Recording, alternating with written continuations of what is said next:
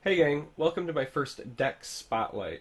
So this is something I've wanted to do for a while, which is kind of just talk about decks that I play, kind of highlight some of the card choices I make, maybe provide some tips along the way, and showcase some games. So this is the first one. This is a deck that I like to call Greedsword, and Greedsword is a deck I've played a fair amount this season. It helped me climb the ladder back to Legend this month, simply because of the nature of the meta right now. The meta mostly consists of Histgrove decks, just because the card is new and popular and people wanted to try it. And then a fair assortment of aggressive decks that are designed to counter the Histgrove decks before they come online. And so I tend to be more of a control player at heart, and I still needed a way to beat the Histgrove decks, and thus I started playing what I call Greedsword. So by combining the heavy control elements of willpower with the ramp and late game capabilities of endurance, I created a deck that I believe has a really good matchup against other Histgrove based decks, because you've got just a stronger late game than, say, Scout Ramp, at the expense of coming online a couple of turns later. So choosing which cards to mulligan can be a little bit difficult, and it may take some time to get used to which cards you mulligan and when. You obviously want to search for some early game options, even more so when you're playing against aggressive decks. But you don't want to risk getting swamped with strictly late game drops, and this deck has a fair number of, like, 4 drops. So decision making can be difficult when you've got, a number of 4 drops or 5 drops in your hand, because on the one hand you do want to search for those 2 drops. They're very key in helping you survive. But you don't want to mulligan, 3 4 drops away and then get 2 Manticoras and a Dawn's Wrath or something, right? So it kind of depends on the matchup which ones you keep. Traditionally against aggressive decks, I like cards like the Restless Templar and the Hive Defender, because they're very defensive. Templar trades very well and gives you the health back. Templar is also really good when combined with Pillaging Tribune, so if Templar survives, the next turn you not only get to trade and typically gain 5 health from the last gasp, but if you play it with Pillaging Tribune, it can be as much as a 10-point swing in your life total, which can really help you keep you afloat in the early game. So those are ones I like to keep. Things like Preserver of the Root, I actually tend to throw back against aggressive decks, because if you're going to be playing it early to kind of stem the bleeding, the vanilla 4/4 is just that, right? Like, it's just a vanilla 4/4. It's great if that's all you have, but I will oftentimes throw that one back because it tends to be more of like a late game value play. So sending that one back is not really that big of a deal. Some notes on some additional cards that may stand out in the list that I think I wanted to cover.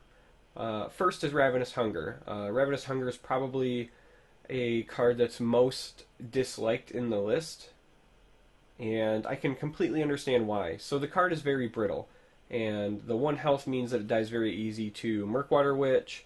There's a lot of decks playing Sharpshooter Scout lately. Earthbone Spinner, Rapid Shot will still kill it in a pinch if people don't want to draw the card, and that's not even counting all of the standard removal spells that do more than 1 point of damage, right? Like, those are just the very common, like, 1-point removal spells that hit it. So I can understand why people look at it and think it's going to underperform. That being said, it's a 2-drop, which helps. It trades up very well if it does survive. The 4 attack means it can kill even young mammoths or significantly more expensive cards. The drain is fantastic for either stabilizing or even just getting the quick 4 health when you trade. Even if you don't get the drain, say you have to play it into the field lane, it tends to perform pretty well as a trade option there as well, because if somebody wants to prevent you from getting the drain, they will often trade into it. So if you play it in response to, again, a large minion, you're really often getting a value in terms of magicka spent, because you're going to spend 2 magicka to invest in something that usually trades with a 3 or a 4 drop. So even without the drain, it's pretty cost effective. So I've kept it in for that, and I've tried the deck with and without it, and I just prefer the way it performs with it. So other things that stand out. So I run 3 copies of Edict of Azura and 2 copies of Shadowfen Priest, which is usually flip-flop of what other decks run, right? So the reason that I opted to go this route as opposed to the traditional route is that I found that I needed the point removal a turn earlier than I needed the 4/4 body. Simply put, we desperately need to survive the early game, so just giving me another potential cheaper answer to a threat that pulls damage off the board was more valuable than playing a creature who, yes, the silence is certainly amazing. Yes, removing supports is amazing, but oftentimes I was, playing that creature and silencing something which might pull, some damage off or remove a key ability, but typically I was still taking damage to the face in those scenarios, and then I have to wait yet another turn to even get a trade out of my 4/4. So it's just the slower response. And given that you need to stabilize, relatively early and try to stem that bleeding, I found the edicts to perform better. So that's why I'm running that count. The last thing that might stand out is Mundus Stone. So this card was added half as a joke and half as an experiment. I kept losing to other control decks that had it. I felt like they were throwing it in randomly, but it turns out it's not random. It's actually pretty good. So the Mundus Stone can grant one of 7 keywords, right? So that's breakthrough, ward, drain, charge, lethal, guard, regenerate. So of those, right, at least 4 of them are really good for you as a control player. Ward is great because it usually means you're trading more than once. Guard helps protect your health. Drain means they have to respond to that creature or you're going to start gaining health. And charge oftentimes means just, getting your trades quicker and pulling damage off the board, right? So that's a better than 50% chance of you getting something meaningful out of the creatures that you were going to play. And since you were playing a control deck and a ramp deck and you've got fatties, you're getting those keywords on already impressive creatures. Getting charge on a Blood Magic Lord so you get the extra spell, fantastic, right? Getting ward on a Manticora so you extra lock down that lane, fantastic. Charge on Pillaging Tribune, hey, I got 5 extra health when I played that guy. There's so many good uses for it. It can even make your Hist Groves even more spectacular. Not that they need it, right? But if you get 8/8s that have guard, if you get 8/8s that have charge to help trade sooner, you can actually, in some cases, use Hist Grove to stabilize. So I've been getting a lot of value out of Mundus Stone almost every time I've played it, and it ends up being a must answer for opponents, and oftentimes each one of their priests or one of their other, vicious drows that they might be saving for a Hist Grove or things like that. So I just really, really like it. It's been performing great for me, and I would highly recommend it. So that's, most of what stands out as being different in the deck. Potential changes that I might make, right, or that I've considered making but have not yet tested would be trying to fit in 1 extra Blood Magic Lord because the card is broken, and 1 extra Preserver of the Root because it's incredibly good value. That being said, I don't know what I would pull out for him yet. I could completely understand if somebody took this list and just said, I'm going to make some changes to include them. That's fine, I get it. They're great cards. I just don't know what I would pull out yet, and I haven't tested it. So that's just kind of something on my mind. But anyway, that's the deck. That's, the quick overview. So hopefully you'll try it out. Maybe you'll come up with a better version. Hopefully it works for you. And with that, we're going to segue into some games. So enjoy. I think we're going to try this for now. Because you're running Stalwarts, and you're also... So you're not running Hungers. I don't think your list had Sench Tigers either. Because I think you were up 1 more Shadowfen Priest and up a Blood Magic Lord.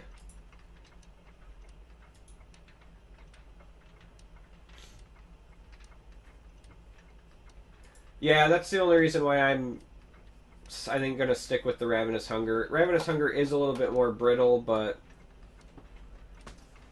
the Drain has certainly saved me a couple of times tonight, so we're gonna stick with it. We're gonna try it.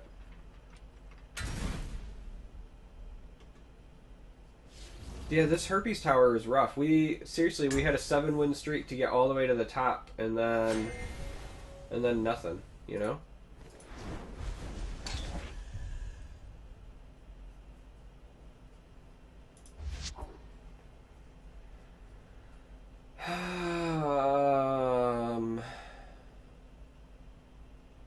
early game. But I know that whatever I send back is just going to draw me, like, Manticoras.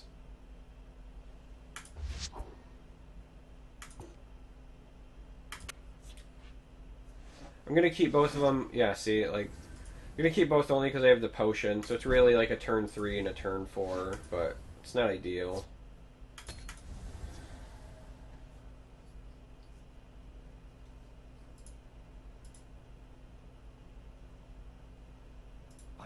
Beard, this day will be mine.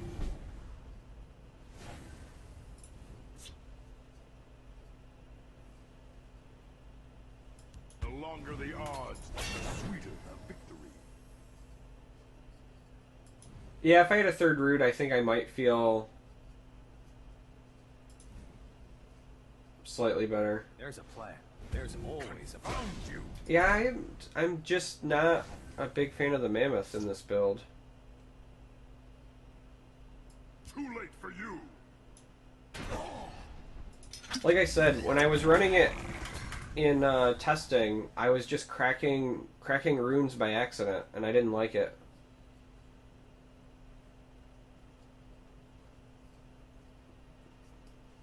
It certainly trades well, but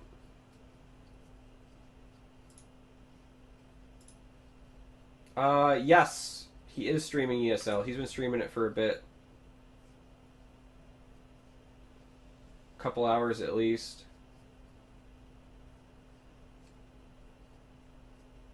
He's been growing in viewers too. When I first peeked over, he was at like 6K. Peeked over again, he was at 9. Last time I peeked, he was at like 12.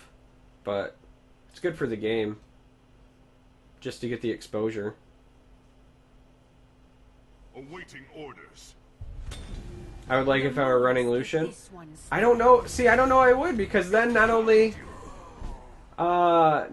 would I be trading and it would be getting bigger, but then I would be accidentally cracking more runes. I think that again doesn't help me. I think we blow and spell sword to trade with that. This day will be mine. Bungie forever. Thanks. You have been I appreciate it. BB8 says thank you. Who goes there? I live to serve. Alright, moderately annoying. The Ravenous Hungers have actually still been pretty beneficial. I think we just do this. Prevent the pilfer, potentially. I mean, they commit a lot, but then... Yeah, maybe. But the Lucian's only a one of, right? Like, I'm far more likely to have...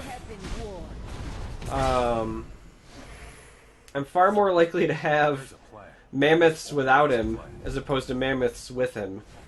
And since I traditionally am just trying to not break runes... By Arcade's beard, this day will be mine. I think we just wait. And so somebody asked earlier, sorry, I didn't want to miss it. I did originally run healing potions, but the healing potions are not as good as drain. So I also cut healing potions because they weren't doing much to affect the board state, and a lot of times when I needed to heal, I also needed to trade with things because I was like getting wrecked. So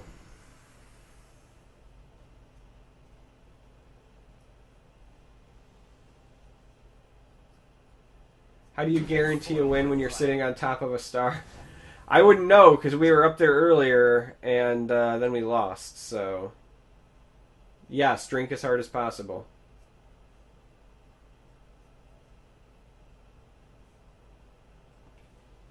I mean, I kind of don't care about him draining, I really just care about him growing. I'm half tempted to just Dawn's Wrath that side and cut my losses. Because I don't see any other way where I'm, like, trading successfully to regain control of that. Confound you! Right? So... I think we just nuke it. Call it good.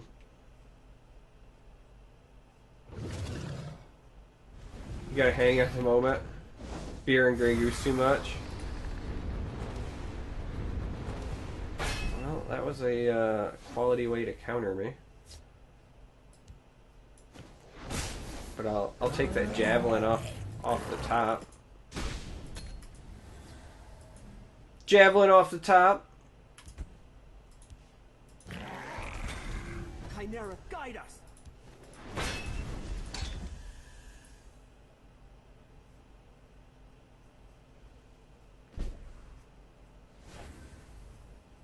All right.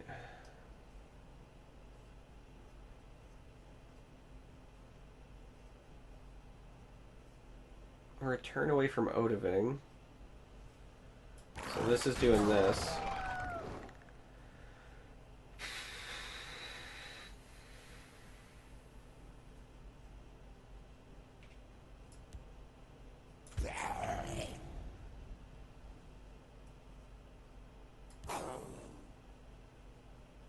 I mean, I kind of don't want to give him more gas, but if we know we're just going to Odiving next turn anyway, as long as it's not like a high health minion, we're relatively okay.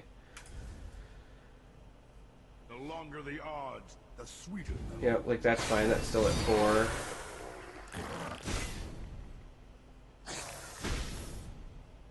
Who goes there? Midnight Sweep is fine. That's still below 4.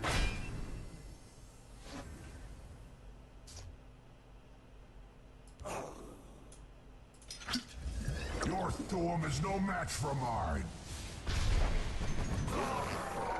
We nuke it, but I don't think we attack with him yet.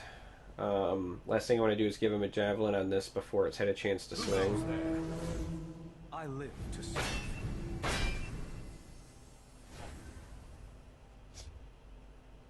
Go! Your soul! I would protect the hist. I mean, I could edict this, but I don't really see a reason to quite yet. Going face is sort of a synonym for hair of the dog. Hiding will not save you. Oh. Alright, fair.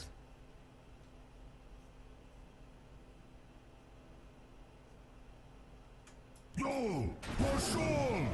Fair. By bark and roots. Give him 1. Swear to God, if that's a third Midnight Sweep. Yeah, that's fine. I can live with that.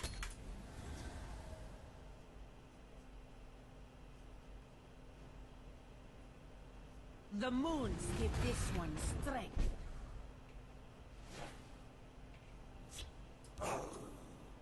Oh my God. That's a good question. I'm not sure what Odiving says. Wow, really? You're running Frostbite Spider, and it's actually a Frostbite Spider that's annoying me enough that I don't want to play Manticora?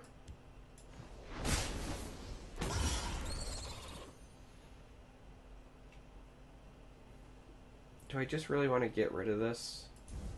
I mean, it's not really hurting me that bad right now. You have been warned.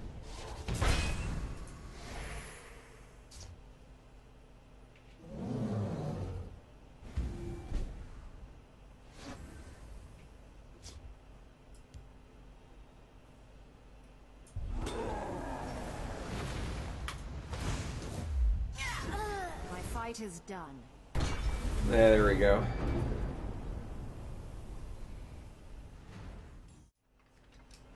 Yeah, I thought about holding on to the Drain Life too. Honestly, holding on to it's probably the better play. I got antsy. Holding on to it not just for the reach part, but also because it requires my opponent to guess, right? Information is important. By playing it, he knows what the result was. If I just hold on to it, then he doesn't. If you don't speak droid, Sergeant Snaps. PB8 says thank you. Assassin, huh? Assassin's a rough matchup. Oh, you got that Munda Greetings, stone. citizen. I keep a spare blade in my boot. Well met, marsh friend. The longer the odds, the sweeter the victory. He's probably just gonna dagger it and trade, but They make it too easy. Do your work. or not. I'm okay with that. That worked out pretty well for us, actually. Too late for you. 3 bone tooth necklaces. Yeah, snake tooth. Snake tooth. Shall we begin? Alright.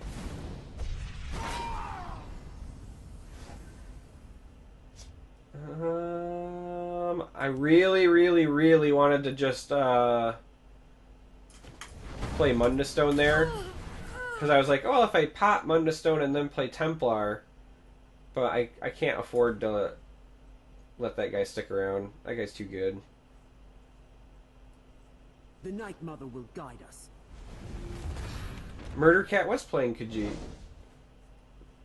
He played a Daring Cut Purse. There are ill winds this day. There's another Khajiit. He's just not playing like true Pilfer. Alright, now do we Munda Stone before Templar? Do we play that greedy? I think the answer is yes. I'll probably regret that, but if we get charge or ward out of it on like either of those, then we're fine.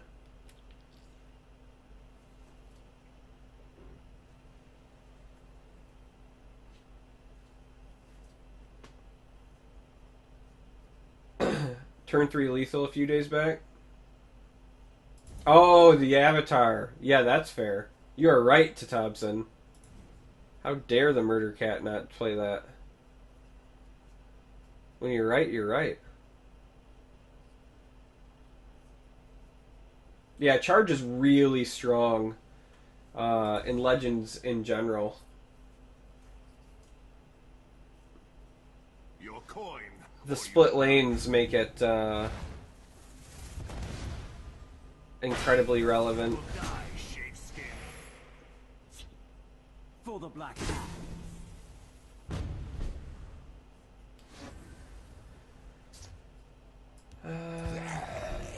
Hey, look, Charge. Let's just get him out of the way. Oh, that was a mistake. Shit. That was a play mistake. Is this bitch game free? Yes! Yes, it is. Clear out. Last turn was a play mistake because I could have also played a Savior with a double pump, but Careful there, friend.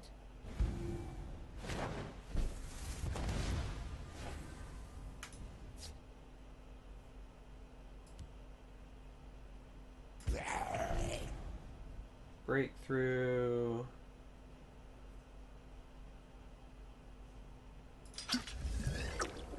Guess we nuke here.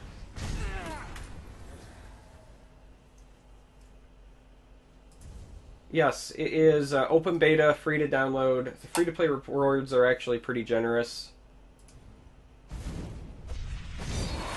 Clear out. Your blood will spill. Oh. Alright, that is legitimately an issue. I will protect the hiss.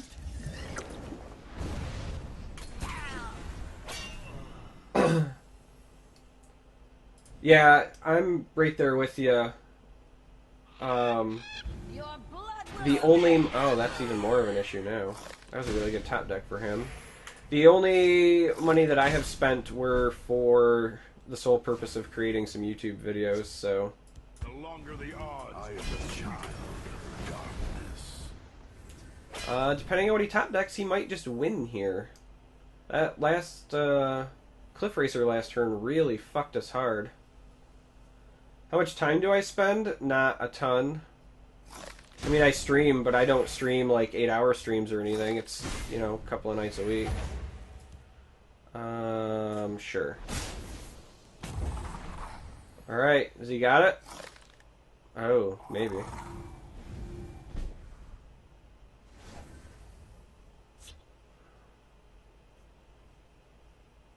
Maybe.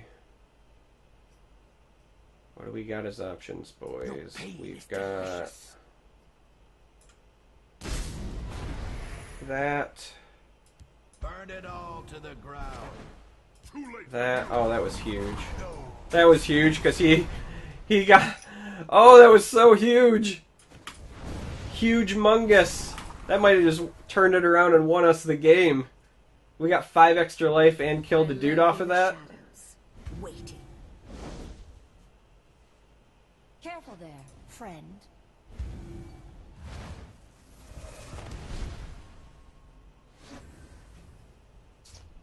That was so big. Your pain is delicious. Let's gain that life.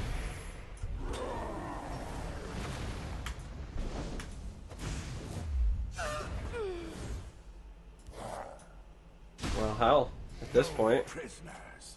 I don't think there's much danger in that at this point. That Munda Stone doing work. Holy shit.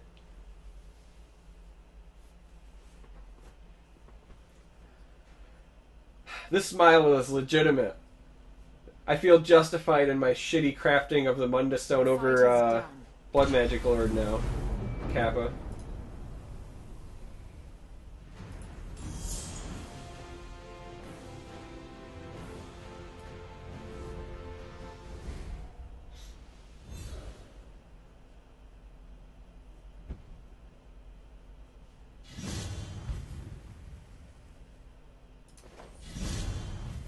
The Walker of Mundus. I kept running up against people that were just throwing it in. I felt like randomly, and it was such a swingy card, Ricardo. I can't tell you how many times I was playing against like Ramp Scout, and I would have them where I was like, all right, I'm fine. I'm gonna win this next turn. Like even if he pops Hissgrove, I've got enough reach, and then they pop Hissgrove, right? And Munda Stone gives one Leviathan charge and they throw Necklace on it or something. Or both the Leviathans get Guard, or one gets Drain, or... Like, it was just hosing me. And then I was playing against somebody... Wild Neptune was running a Sorcerer ramp that was also running Munda Stone, and he was getting insane value because he was playing warded creatures that would get something else, right, from the Munda Stone, and then when you'd use the Mentor's Ring, he got, like, crazy value out of it, so... I was like, you know what? I've lost enough to this recently that we're gonna just do the Munda Stone thing at some point. Alright, this is not really a good starting hand for this matchup.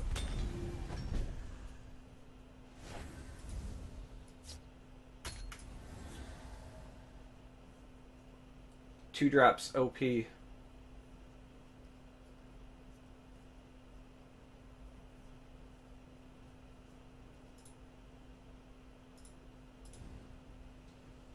There's a plan. There's always a plan. I hear and obey.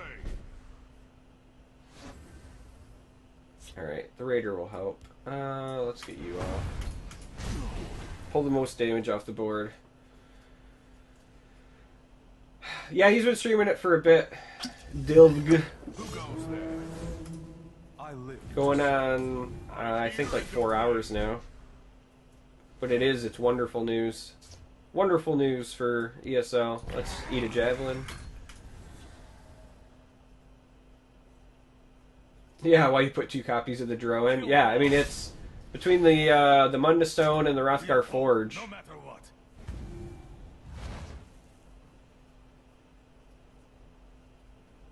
Works better as an acronym. A lot of things work better as an acronym, but The odds, the sweeter the victory. you can't see a difference. Okay, so the big differences are so you'll notice that there's these blue things around the health totals, which are runes.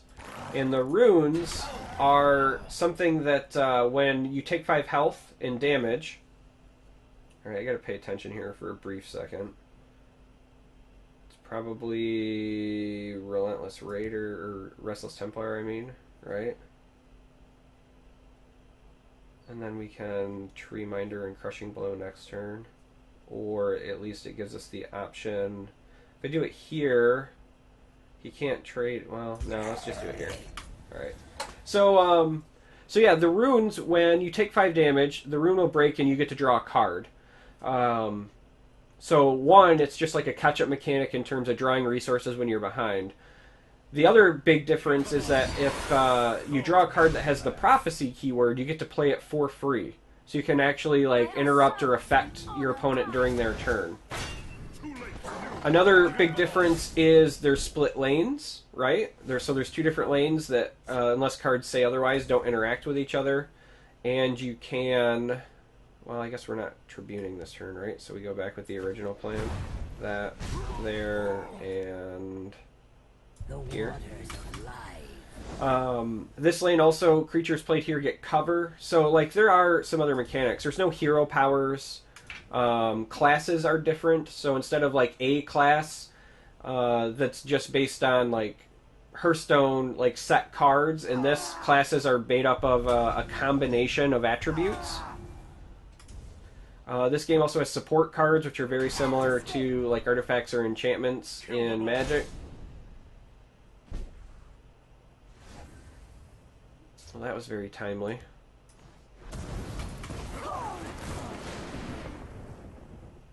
So there are some differences. So it is very similar. This is rough. So there are some similarities in that. You know, your resource ramps up. Could really use a javelin. No javelin.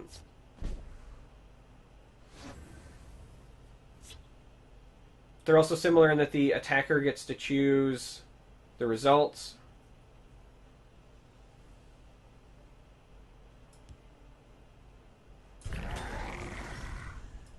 I would protect. Just try to soak as much damage.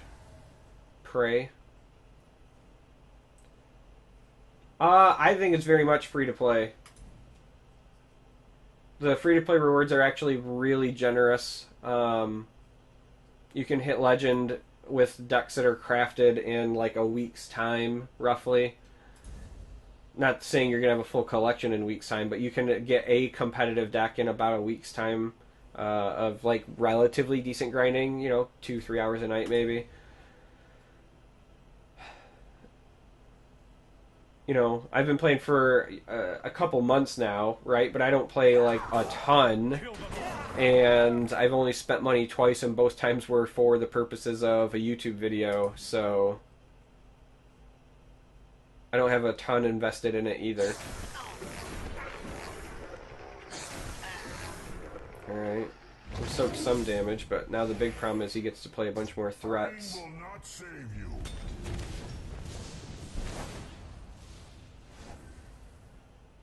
Well, there's the Odaving if we can live to it, guys, but I got a feeling that we might not be able to. Alright, we really need this to survive, because Pillaging Tribune would go a long way for us if we can get something to stick.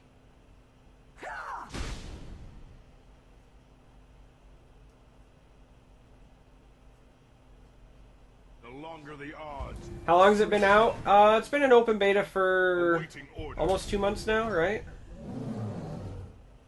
My Arcase beard, this day will be mine.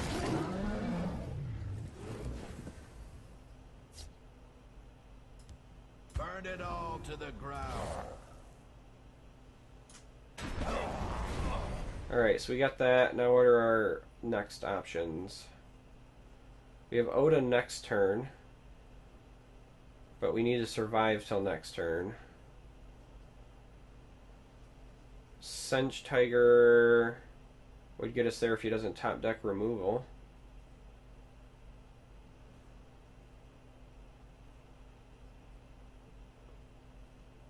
That's probably the safest play, because it's that or Edict. And then a dude. But, I mean, if he has removal... Oh, no, a safer play probably was Edict and whatever. If I played Edict and whatever, then, well, as long as I killed one of the 4 drops, He would have only been able to do 9. He would have had to top deck a Divine Fervor to win. There's less Divine Fervors than there are removals.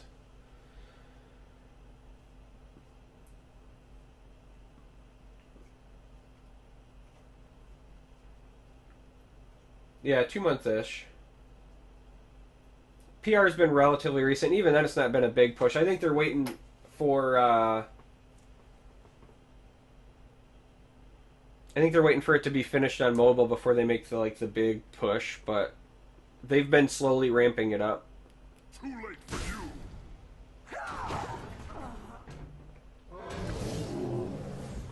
Confound you! You won't escape alive. All right, here we go, guys. I'll be extra quiet for this this Odaving. Ready? Your Thorm is no match for mine.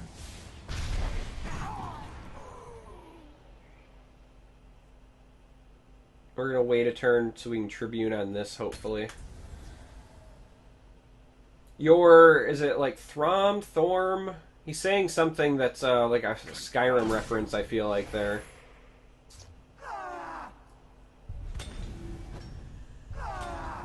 Yes, the decks are bigger. They're 50-card decks. No prisoners. Burn it all to the ground. And you can have up to 3 cards.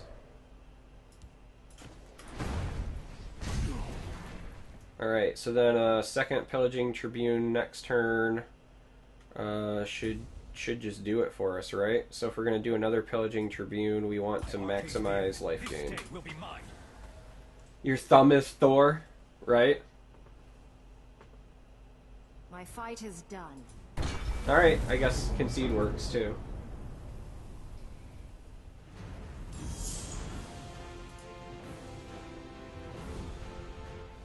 I guess Concede works too. Alright, we're almost back to the top of the shaft, guys.